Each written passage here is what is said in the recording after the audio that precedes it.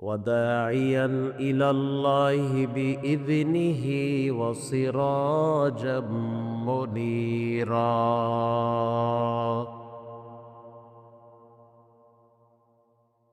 وبعد، فأعوذ بالله من الشيطان الرجيم. بسم الله الرحمن الرحيم.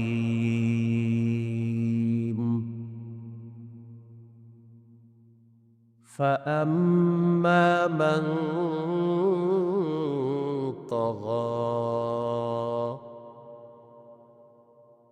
وآثر الحياة الدنيا فإن الجحيم هي المأوى. وأما من خاف مقام ربه ونهى النفس عن الهوى فإن الجنة هي المأوى.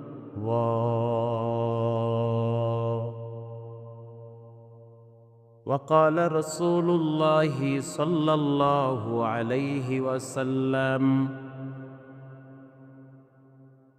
التقوى هاهنا، أو كما قال النبي عليه الصلاة والسلام. صدق الله مولانا العظيم، وصدق رسوله النبي الكريم،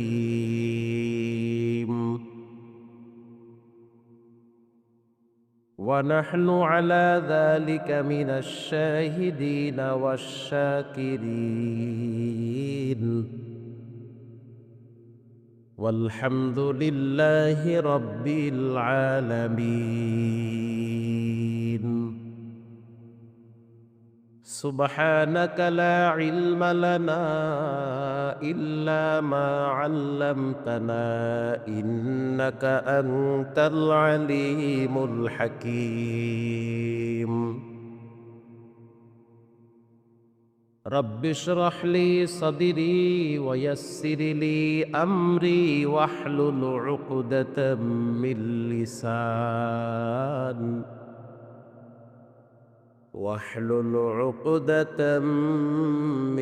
لساني يفقه قولي.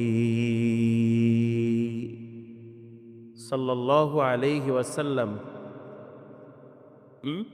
আলহামদুলিল্লাহ, ঐতিহ্যবাহী শেরপুর জেলার অন্তর্গত কুরিয়া ভাটিপাড়া আসাদুল্লাহ চেয়ারম্যান বাড়ি যুব সমাজ কর্তৃক আয়োজিত নবম বার্ষিক ইসলামী মহাসম্মেলনের মোহতারাম সম্মানিত সভাপতি আলহাজ হজরত মাওলানা হাবিবুর রহমান বাবুল সাহেব, বারাকাল্লাহু ফি হায়াতি। প্রধান অতিথি জনাব আলহাজ ডক্টর মোহাম্মদ মোরশেদ আলী সাহেব। প্রধান বক্তা হাফেজ মাওলানা শোয়াইব আহমদ আশরাফি সাহেব। উপস্থিত যুব সমাজ, দিনপ্রিয় ধর্মপ্রাণ মুসলমান ভাইরা, আল্লাহ জাল্লা জালালুহুর দরবারে অসংখ্য অগণিত শুকরিয়া যে আল্লাহ তাআলা আমাদেরকে দুনিয়ার হাজারো কর্মব্যস্ততাকে উপেক্ষা করে দলমত নির্বিশেষে হিংসাত্মক মনোভাব দূর করে এহকাল জীবনে শান্তি, পরকাল জীবনে মুক্তির সন্ধানে বেহেশতের বাগান, জান্নাতের বাগান, সুশৃঙ্খল সুন্দর পরিবেশে মনোমুগ্ধকর একটি জায়গায়, চমৎকার ডিসিপ্লিন, আকর্ষণীয় একটি মজমায় আল্লাহ তাআলা আমাদের মতো কিছু নালায়েক পাপী বান্দাদেরকে ধৈর্যের সহিত কোরআন সুন্নাহ ভিত্তিক কিছু কথা আমলের নিয়াইতে শ্রবণ করার জন্য কবুল করেছেন। এজন্য ঈমানের আওয়াজকে বড় করে আবেগ ভরা কণ্ঠে দিল থেকে শুকর আদায় করি, আলহামদুলিল্লাহ। বলেন রব্বানা লাকাল হামদ হামদান কাসীরান তাইয়্যিবান মুবারাকান ফীহি ইয়া রাব্বি। বলেন জিহ্বা লড়া দিয়া বলেন, ইয়া রাব্বি লাকাল হামদ কামা ইয়ানবাগি লিজালালি ওয়াজহিক ওয়া আযীমি সুলতানিক। বলেন আমিন। দুরুদুস সালাম সাইয়্যিদুল মুরসালিন, ইমামুল মুরসালিন। একটু আগায় বসেন ভাই, সুন্দর জায়গা আছে, সামনে চাইবা চাইবা বসেন, ওদিকে অনেক জায়গা আছে। এমনি আমার সময় কম, আমাকে যেতে হবে অনেক দূরে, একটু সামনে আগায় আগায় বসেন। প্রিয় ভাইরা আমার, দুরুদুস সালাম বর্ষণ হোক সাইয়্যিদুল মুরসালিন, ইমামুল মুরসালিন, রহমাতুল লিল আলামিন, যাকে আল্লাহ তাআলা হাউজে কাউসার উপহার দিয়েছেন, যার সুপারিশ ব্যতীত কোনো মানুষ জান্নাতে যেতে পারবে না। এমন একজন মহানবী, শ্রেষ্ঠ নবী, দামি নবীর উম্মত হতে পেরে আপনারা খুশি না বেজার? যদি খুশি হয়ে থাকেন একটু সামনের দিকে আগায় বসেন। এই যে ফাঁকা জায়গা আছে, এই যুবক বাবারা একটু সামনে আগায় বসো, মুরব্বীরা একটু সামনে আগায় বসেন, আর এক ভাইকে বসার সুযোগ করে দেন। না ঠান্ডা না গরম, চমৎকার পরিবেশ। আল্লাহ তাআলার দরবারে অসংখ্য অগণিত শুকর ও সুজুদ যে মহান রব্বুল আলামিন আমাদেরকে দুনিয়ার হাজারো কর্মব্যস্ততাকে উপেক্ষা করে ছোট্ট হায়াতের জিন্দিগির আজকের রাত্রটার কিছু সময়কে দ্বীনের নিসবতে, কোরআন ও সুন্নাহর নিসবতে চমৎকার পরিবেশে সামিয়ানার নিচে উপস্থিত হওয়ার মতো তৌফিক আল্লাহ আমাদেরকে দান করেছেন। এজন্য আরো একবার দিল থেকে শুকর আদায় করি, আলহামদুলিল্লাহ। কোনো আওয়াজ করা যাবে না, পিন পতন নিরাপত্তা, স্তব্ধ হয়ে যাবে, কোনো সাউন্ড হবে না। দিল থেকে কথাগুলো শ্রবণ করবে। আল্লাহ আমাদের সকলকে হেদায়েতের জন্য কবুল করুক, আমিন বলেন। সম্মানিত হাজিরিন, আমি আপনাদের কাছ থেকে প্রথমে জানতে চাচ্ছি আপনারা কেমন আছেন? আলহামদুলিল্লাহ, আল্লাহ পাক আমাকে এখনো ভালো রাখছে, আলহামদুলিল্লাহ। দেশ স্বাধীন না হলে হয়তো আমাকেও আয়না করে চলে যেতে হতো, কারণ ডিজিএফআই এর লোক বারবার আমাকে লিস্ট দেখায় যে আপনার নাম কিন্তু লিস্টটিতে আছে। আমি বললাম কত নম্বরে? বলে 53 নম্বরে। তো লিস্ট কত বড় হয়েছে? বলে 200 ক্রস করেছে। আমি বললাম মারহাবা, ধন্যবাদ, নো প্রবলেম। মুমিন কখনোই বিচলিত হয় না। মুমিন আল্লাহর দ্বীনের জন্য জীবনের সবটুকুন সম্পদ ব্যয় করতে রাজি হয়ে যায়। ভালো তো তারাই থাকে না যারা মুনাফিক মার্কা মুসলমান, জুলুম করে, নির্যাতন করে, মানুষের হক নষ্ট করে, তাদের রাতের ঘুম আল্লাহ হারাম করে দিয়েছে। আমি বললাম আমার নাম যেহেতু লিস্টিতে আছে, এটা তো আমার জন্য খুশনসিব, কারণ আমি জুমা পড়াই। এটা ভুল ঠিকানা, মতিঝিলে জুমা পড়াই। সেখানে 12 কুতুবের আড্ডাখানা। আমার জুমায় মুসল্লি হয় 7 থেকে 8 হাজার। তাহলে বুঝেন স্থানটা কত জটিল স্থান, কত গুরুত্বপূর্ণ জায়গা। সেখানে এডুকেটেড পারসন, ম্যাক্সিমাম শিক্ষিত মানুষ, তারা সরকারি কর্মজীবী। তা আমি বললাম আমার নাম লিস্টিতে আসছে, এটা তো আমার জন্য খুশনসিব। কিন্তু মজার বিষয় হলো আপনাদের সকলের নামের লিস্ট তো আরো আগেই আজরাইলের হাতে চলে গিয়েছে।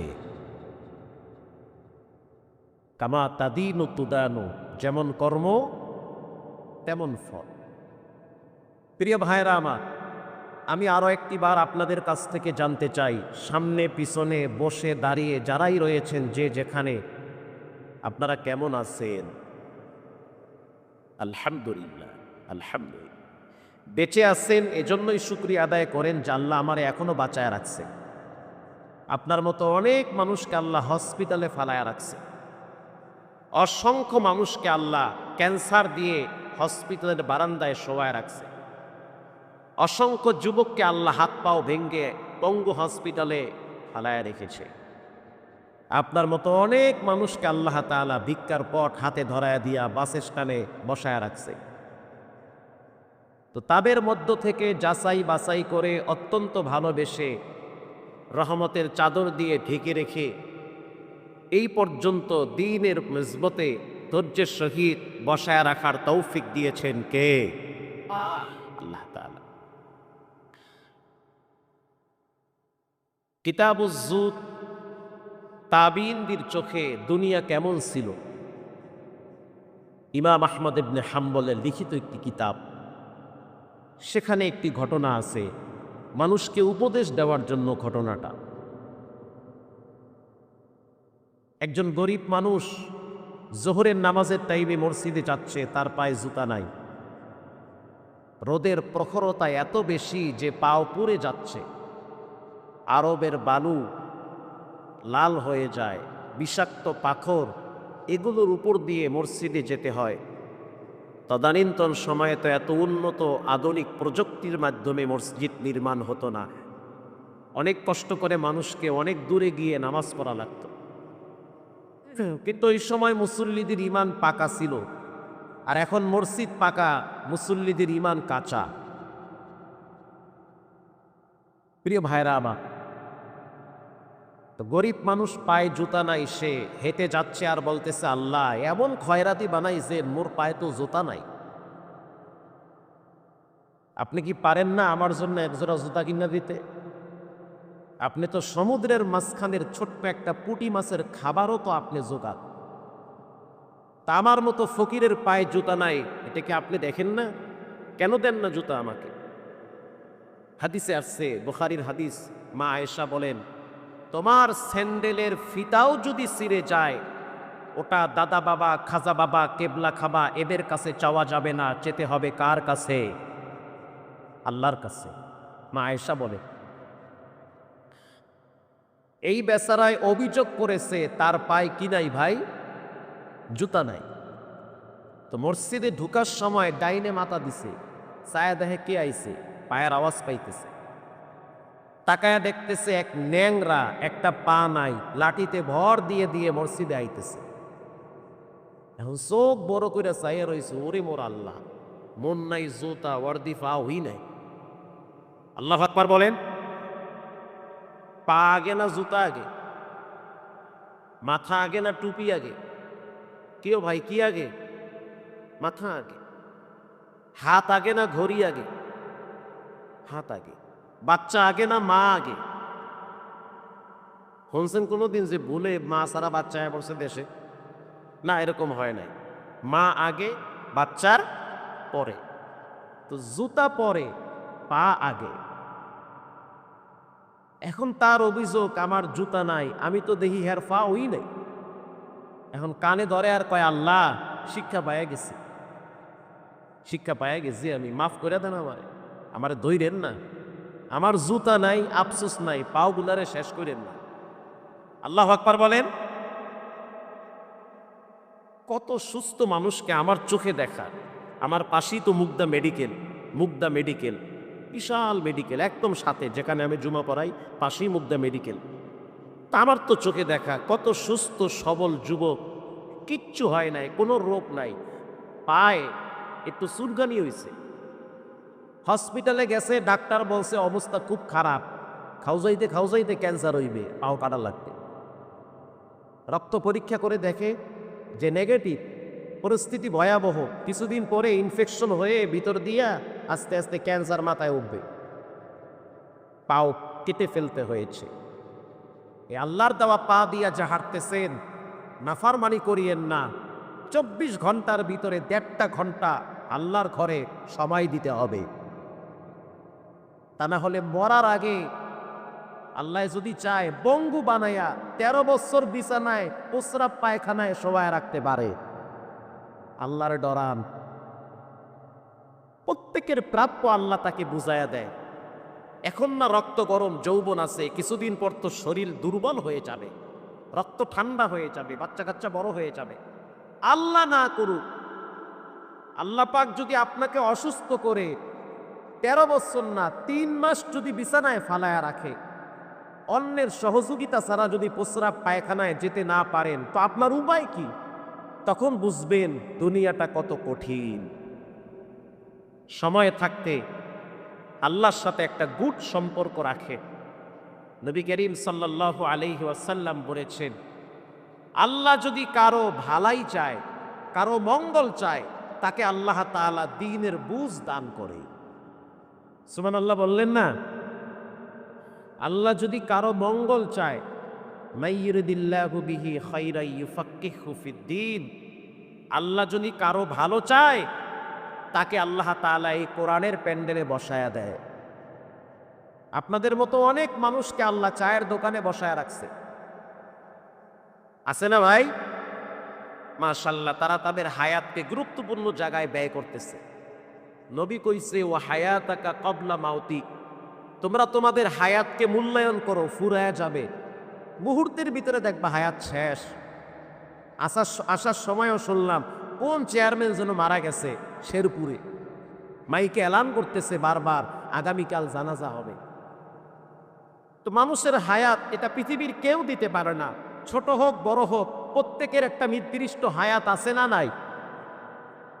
তো সেই হায়াতগুলো মুরব্বীরা চায়ের দোকানে টিভি আর বিড়ির মাধ্যমে নষ্ট করে। এত বড় বড় দাড়ি নিয়ে মাশাআল্লাহ চায়ের দোকানে বসে বসে বিড়ি আর চা আর টিভি নিয়ে ব্যস্ত থাকে। তো একদিন গিয়া দেখলাম কয়েকজন মুরব্বী চায়ের হয়েছে ওই দিকে, মানে মোড়েও সহি পলক দেয় না। তা আমি মনে করলাম কি সমস্যা, কি এরা বুঝি মোরাকাবায় আছে? পরে দেখি যে না, মোরাকাবাই কি, এরা আছে টিভির মোরাকাবাই। আপনাদের দেশে কি নাই ভাই? অভাব নাই। আর আমার যুবক ভাই, কিশোর বাবা, তরুণ নওজোয়ান যুবক যুবতীদের ম্যাক্সিমাম সময়গুলো পাবজি, ফ্রি ফায়ার, টিকটকে কাটে।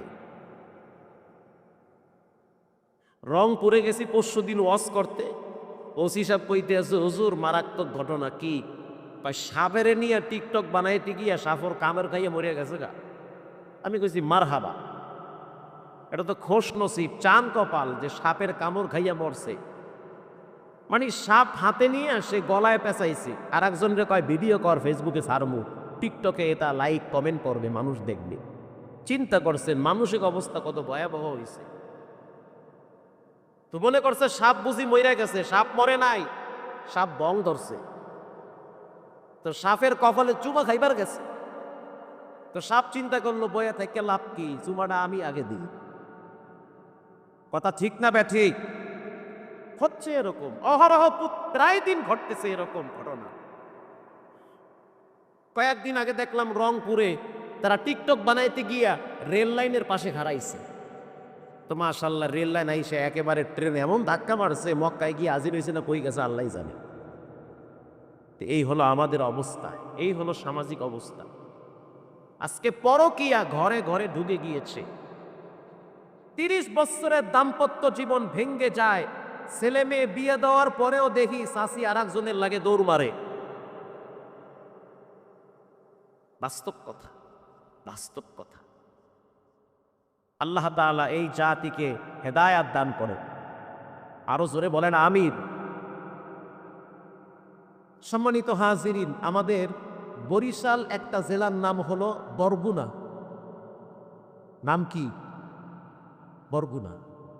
তো আমাদের এলাকার মানুষ বলে, কেউরে যদি শয়তানে কামড়ায়, হে কাম তুই আকাম করে।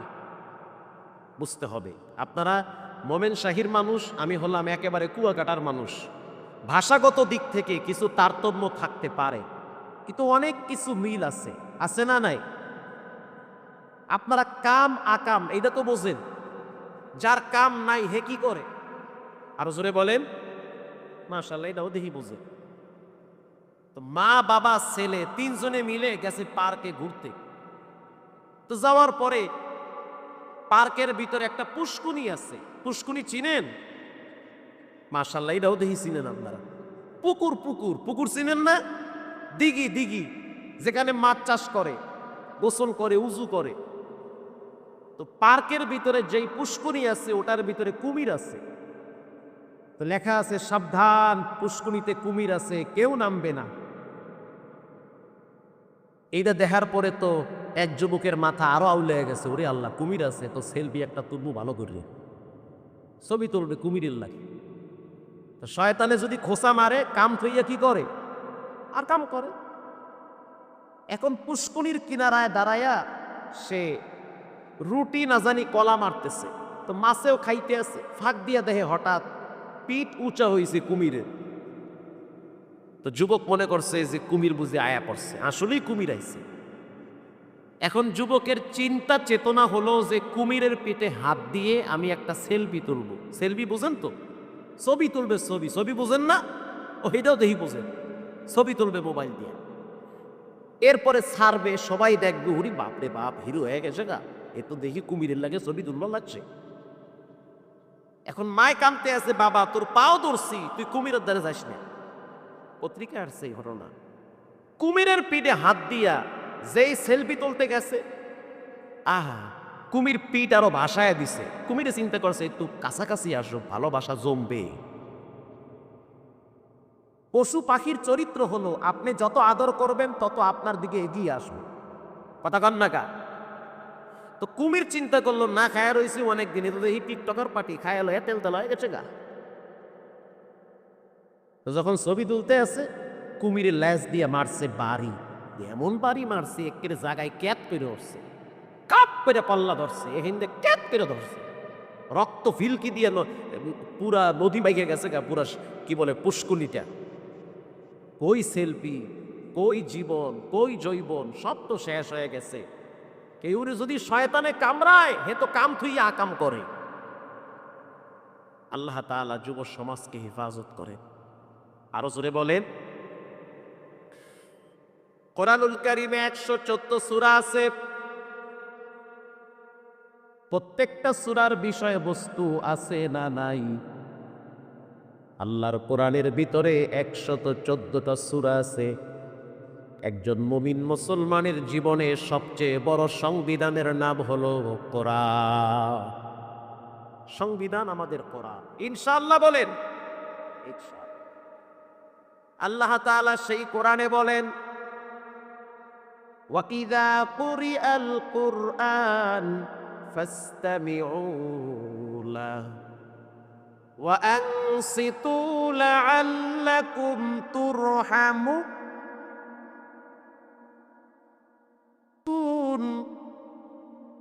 হয় নাই? আওয়াজটা বাড়ায় বলেন আল্লাহু আকবার। আল্লাহ পাক বলেন, যখন কোরআনের বয়ান হবে, নসিহত হবে, তোমরা চুপ থাকবে, দিলের কান লাগায় শুনবে।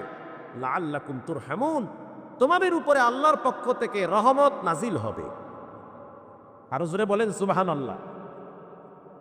তো কোরআন শোনার মতো মন মানসিকতা আপনাদের আছে ইনশাআল্লাহ? ইনশাআল্লাহ। পৃথিবীর ভিতরে যত আওয়াজ আছে, সবচেয়ে শ্রেষ্ঠ আওয়াজের নাম হলো কোরআনের আওয়াজ।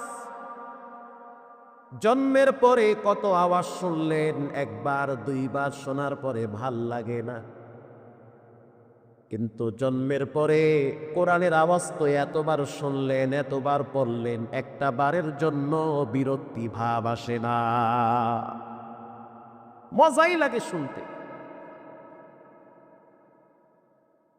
এক এক ইমামের কণ্ঠ এক এক রকম মজা, এক এক ফুলের এক এক রকম ঘ্রাণ, এক একজনের কণ্ঠের ভিতরে এক এক রকম মধু লাগায় দিয়েছেন কে? চিন্তা করে দেখেন, সে আল্লাহর কণ্ঠ না জানি আরো কত সুন্দর। কিয়ামতের ময়দানে রব্বুল আলামিন সূরা রহমান তেলাওয়াত করে বান্দার অশান্ত দিলটারে শান্ত করে দিবে। সুবহানাল্লাহ। একটু জিহ্বা লড়া দিয়ে কোন সুবহানাল্লাহ। সুবহানাল্লাহ আইবার যায় না মুখ দিয়ে, আউযুবিল্লাহ হয় না, নাউযুবিল্লাহ হয় না। আবার ওই ইলেকশনের সময় ঠিকই দেখবেন 80 বছরিয়া চাচা হেরগির নিয়ে গাই মারে, কথা কর না কা রোয়াজে বইলে ঠান্ডা হয়েছেন কা। প্রিয় ভাইয়েরা আমার, কোরআনুল কারীমের ভিতরে 114 সূরার ভিতরে কিছু সূরা আছে খুব বেশি দামি সূরা। যেমন একটি সূরা আছে, সূরার নাম হলো সূরা ইয়াসিন।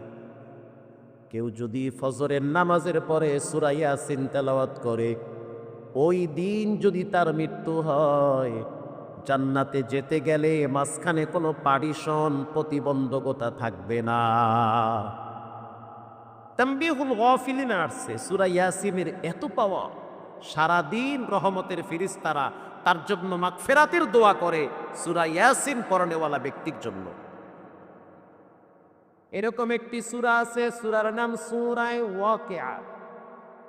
ইযা ওয়াকাআতিল ওয়াকিয়া লাইসা লিওয়াকাআতিহা কাযিবা খাফিদাতুর রাফিয়া ইযা রুজ্জাতিল আরদু রাজ্জা ওয়া বুসাতিল জিবালু বাসসা ফাকানাত হাবাআম মুনবাসসা।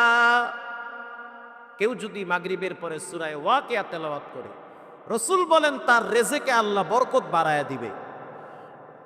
আলহামদুলিল্লাহ, আমিও পড়ি, আমার ড্রাইভারও পড়ে, আমার লগে যারা থাকে সবাই পড়ে, আমার বউও পড়ে, আমার মা বাবাও পড়ে, আমার মাইয়া বলাও পড়ে। আমার কথা ক্লিয়ার, কষ্ট করে টাকা কামাই করি আমি, ছেলেমেয়েরা ঘরে থাকে, স্ত্রীও রানীর হালতে থাকে, আল্লাহর কোরআন তেলাওয়াত করবে না, এটা হতে পারে না, এটা হতে পারে না। আপনার পকেটের টাকা আপনার স্ত্রী খায়, ছেলে মেয়ে খায়, কোচিং নিয়ে ব্যস্ত, প্রাইভেট নিয়ে ব্যস্ত, এরপরে পরীক্ষা নিয়ে ব্যস্ত, আপনার ম্যাডাম কিরণমালা আরজি বাংলা নিয়ে ব্যস্ত, অথচ সে কোরআন পড়তে পারে না। এটা তো আপনার জন্য পুরুষের ফ্যামিলিতে মানায় না। কেন সে কোরআন পড়বে না?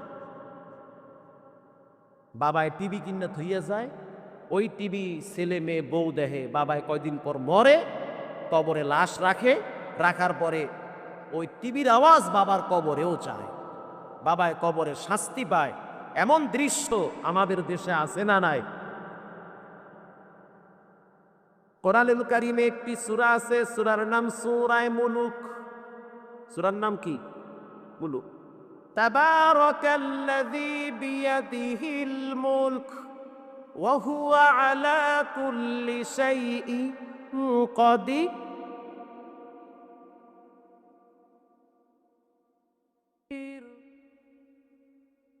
আল্লাহর রাসূল বলেন, কেউ যদি ইশারের নামাজের পরে সূরা মুলুক পড়ে, সে যদি মারা যায়, তার কবরের ভিতরে আল্লাহ তাআলা নূরের বাতি জ্বালায়া দেয়। রাসূল বলেছে তার কবরে আল্লাহ তাআলা আলোকিত করে দেয় সূরা মুলুকের বরকতে। ইশারের পরে তেলাওয়াত করে টুপি খুললা চার দোকানে বইয়া আরেকজনের সমালোচনা করেন না। এরকম একটি সূরা আছে, সূরার নাম সূরা তাকাসুর। আলহাকুমুত তাকাসুর হাত্তা যুরতুমুল মাকাবির। আল্লাহর নবী বলেন, ও মুআজ ইবনে জাবাল, এমন কোন সাহাবী আছে যেই সাহাবী প্রতিদিন 1000 আয়াত তেলাওয়াত করবে? বেলালে হাবশি চোখের পানি ছেড়ে দিয়া বলে, ইয়া নবী আল্লাহ, আমি গরিব মানুষ, মানুষের বাড়ি কাজ করি, আমি তো সময় পাবো না। আম্মার ইবনে ইয়াসির রাদিয়াল্লাহু তাআলা আনহু বলেন, আমিও গরিব, খেজুর গাছ কাইটা কাইটা 2-4 টাকা উপার্জন করি, তা দিয়া সংসার চালাই। খাব্বাব রাদিয়াল্লাহু তাআলা আনহু বলে, ইয়া নবী আল্লাহ, আমিও গরিব, সময় পাবো না 1000 আয়াত তেলাওয়াত করার। আল্লাহর নবী বলেন, কেউ যদি সূরা তাকাসুর তেলাওয়াত করে, আল্লাহ পাক তার আমলনামায় 1000 আয়াত তেলাওয়াত করার সওয়াব লিখে দিবে। সুবহানাল্লাহ। এত সুযোগ সুবিধা দেওয়ার পরেও যদি আপনি আল্লাহর হুকুমকে লঙ্ঘন করে ইচ্ছা করি জাহান্নামের রাস্তায় যা, এজন্য আল্লাহ কোনো দায়ী থাকবে না। আল্লাহকে দোষারোপ করতে পারবেন না। সুযোগ আছে? কোনো সুযোগ নাই। প্রিয় ভাইয়েরা আমার, এরকম একটি সূরা আছে, সূরার নাম